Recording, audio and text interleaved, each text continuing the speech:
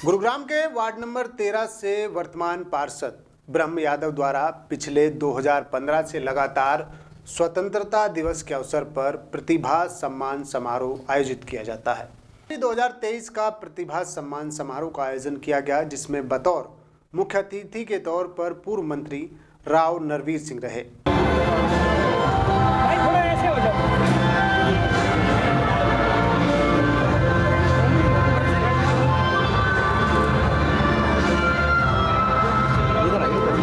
दरअसल इस प्रतिभा सम्मान समारोह में उन सभी छात्रों को सम्मानित किया जाता है जिन छात्रों ने कक्षा 10वीं या कक्षा 12वीं में 90% से ज़्यादा अंक प्राप्त किए हैं।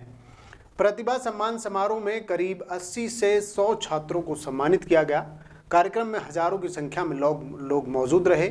छोटे छोटे बच्चों द्वारा सांस्कृतिक और देशभक्ति से ओतप्रोत प्रस्तुतियाँ भी दी गई।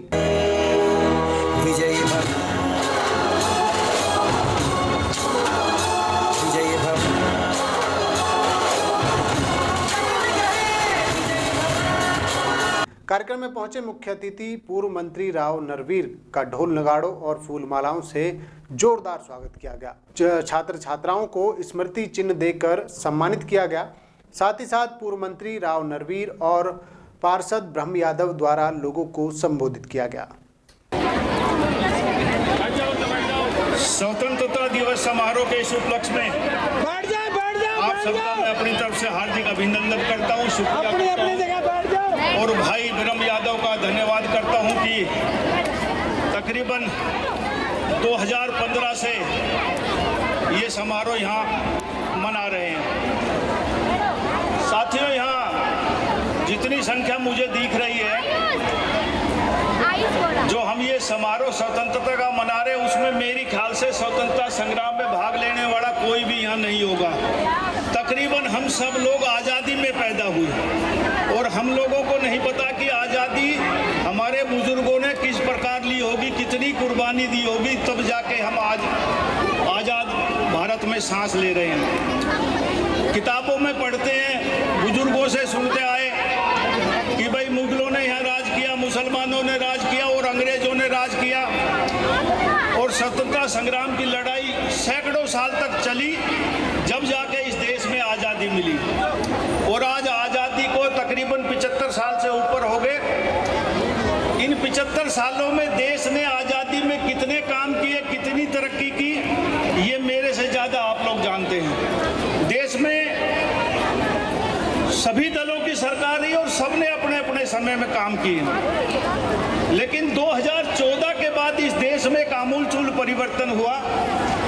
और जब आदमी चुनाव लड़ता है, भाषण देता, सभी पार्टी कहते थे हम व्यवस्था परिवर्तन करेंगे, लेकिन मेरे से बहुत लोग बुजुर्ग बैठे हैं, इन 2014 के बाद व्यवस्था परिवर्तन बहुत हुई। जो विकास के काम पहले होने चाहिए थे उतने नहीं हो पाए जितने 2014 के बाद हुए।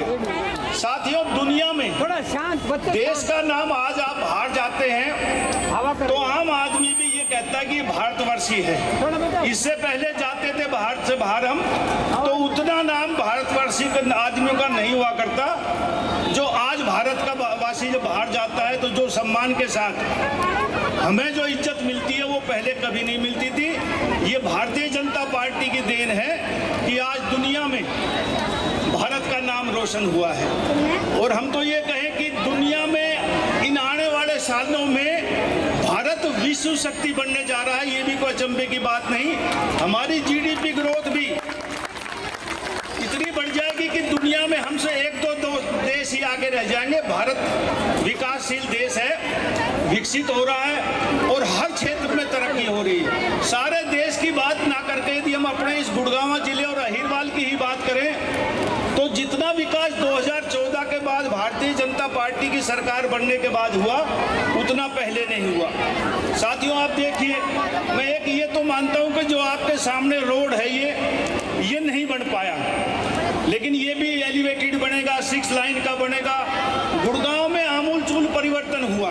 गुड़गांव में सारे फ्लाईओवर, मेट्रो, गुड़गांव में इतने काम हुए कि शायद 10-20 सालों में नहीं हुए जो इन 8-9 सालों में भारतीय जनता पार्टी की सरकार ने की। साथियों, बहुत से ऐसे काम हैं जो अभी होने हैं। मैं मानता हूं कि गुड़गांव हरियाणा के खजाने में सबसे ज़्यादा पैसा देता है, और अभी तो मुझे एक दिन पता लगा कि गुड़गांव जिला 48,000 करोड़ रुपए इनकम टैक्स देता है एक साल में। तो सोचिए, इतना पैसा देने के बावजूद भी वो व्यवस्था हम नहीं कर पाए जो एक आम आदमी वोट देने के बाद सरकार से उम्मीद करता है। लेकिन मेरा ये मानना है कि आने वाले समय में गुड़गांव विकास के ऊपर जाएगा, और हिंदुस्तान नहीं, आज तो गुड़गांव का पूरी दुनिया में नाम है। यदि मानचित्र पर देखें, दुनिया के किसी शहर में जाके हम बात करें तो पहले दिल्ली, बॉम्बे, कलकत्ता, मद्रास का नाम आता था, आज गुड़गांव का भी नाम आता है कि हम गुड़गांव रहते हैं। तो आइडेंटिफाई करने की जरूरत नहीं, सबको, दुनिया के हर आदमी को पता है कि गुड़गांव कहाँ है, और गुड़गांव विकास में आगे बढ़ रहा है और आने वाले समय में और आगे बढ़ेगा। साथियों, ब्रह्म यादव ने ये प्रोग्राम 2015 से शुरू किया, और मेरी ये खुशकिस्मती रही कि जब भी इस भाई ने प्रोग्राम किया तो मुझे यहाँ मुख्य अतिथि के तौर पे बुलाया। मैं इसका शुक्रिया अदा करता हूँ। और भाई, आप लोगों ने इसे पार्षद बनाया। पार्षद का जितना काम होता है, मेरी दृष्टि में भाई ब्रह्म ने उतना काम करने की कोशिश करी। मैं ये मानता हूँ कि दुनिया में चाहे कितने ही विकसित देश हो, चाहे अमेरिका हो, काम की तो वहाँ भी कमी रह जाती है। और जो विरोध में लोग होते हैं, प्रजातंत्र में विरोध भी जायज है, वो विरोध करते हैं कि ये काम नहीं हो पाया, वो काम नहीं हो पाया, लेकिन फिर भी एक पार्षद के तौर पर जो भाई ब्रह्म काम कर सकता था वो काम करने की कोशिश करी। और भाई, मैं आज भाई ने यहाँ बुलाया, कितने विकास के काम किए। मेरा ये मानना है कि आने वाले समय में नगर निगम के चुनाव गुड़गांव और मानेसर में होंगे। भाई ब्रह्म यादव को मैं हाथ जोड़ के प्रार्थना करता हूँ कि आने वाले समय में इस भाई का आप लोग साथ जरूर दें, क्योंकि इलाके की तरक्की के लिए अभी भी मेरे से पहले ब्रह्म यादव बोल रहा था कि भाई लोग कहते हैं कि मैं दिखाई नहीं दिया। लोग ठीक कहते हैं, दिखाई नहीं दिया, क्योंकि सारे दिन तो पाँव में पड़ा रहे, दिखाई कहाँ देगा।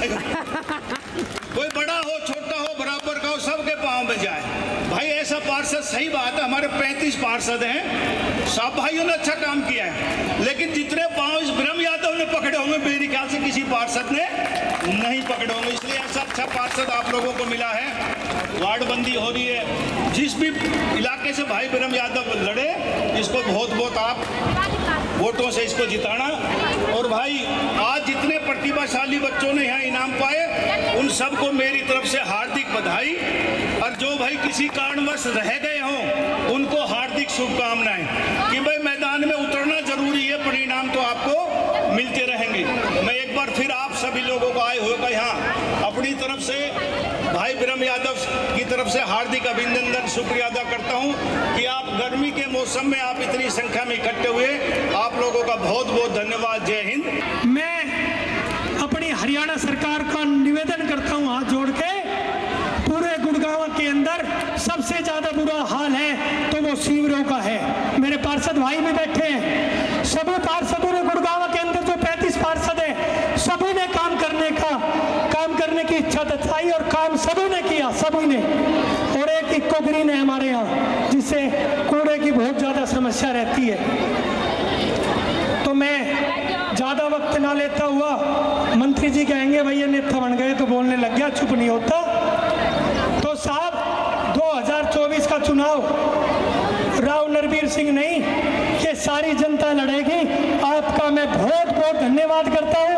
और दूसरी बात, मैं किसी भाई का नाम लेना भूल गया, मैंने कहा था ना गुड़गांव के अंदर सबको सम्मानित करेंगे। तो भाई, ना तो मुन्ना मेयर का चुनाव लड़ना, मंत्री जी का आशीर्वाद रहा, मैं तो पार्षद भाई ठीक हूँ। इन्होंने तो मेरे को सीनियर डिप्टी मेयर बना दिया था, वो कैसे भी मैं हार गया, मेरे को कोई फर्क नहीं पड़ता। अब के हमारा ही साथी राकेश यादव फाजिलपुर, जो फिलहाल हमारे यहाँ से तैयारी कर रहा है मेयर की, तो भाई वो चुनाव लड़ेगा, मैं नहीं लड़ रहा। पार्टी टिकट देगी तो वो लड़ेगा, पार्टी टिकट नहीं देगी तो नहीं लड़ेगा। लेकिन मैं ये प्रोग्राम जो मैं पूरे गुड़गांव का करूँगा, तो मैं उसमें भी मेरा लालच नहीं रहेगा, क्योंकि मैंने तो पार्षद का चुनाव करना है, लड़ना है। और मैंने एक बात और कही थी मंत्री जी से, याद आ गई। मैंने कहा था साहब, आप जाटू स्वाणा से लड़े, आप जीते और बने, सोना से लड़े आप जीते मंत्री बने, आप बादशाहपुर से लड़े और मंत्री बने। तो मैंने मजाक मजाक में कहा साहब वार्ड उड़ तो इधर उधर होते रहेंगे, जब मेरे गुरुजी 3 जगह से बन के जीत सकते हैं तो मैं तो आपका चेला हूँ, तो मेरी तरफ से तो कहीं भी कोई चीज़ लग जाए मैं वहीं से चुनाव लड़ लूँगा। और कई आदमी मंत्री जी मैं बताना चाहूँगा भाई, जो मेरा परिवार है जिनको मैं सम्मानित करता हूँ उनको हाय बद्दुआ मत दो, ब्रह्म यादव को डेली गाड़ी दो जो ग्रुपों पे तुम देते हो, जितनी गाड़ियाँ दोगी, जितने आप लोग मुझे मार के सोओगे, सुबह ब्रह्म यादव खड़ा मिलेगा और आप डेली मुझे मार के सोओगे। तो भाई आप अपना नेचर ठीक करो।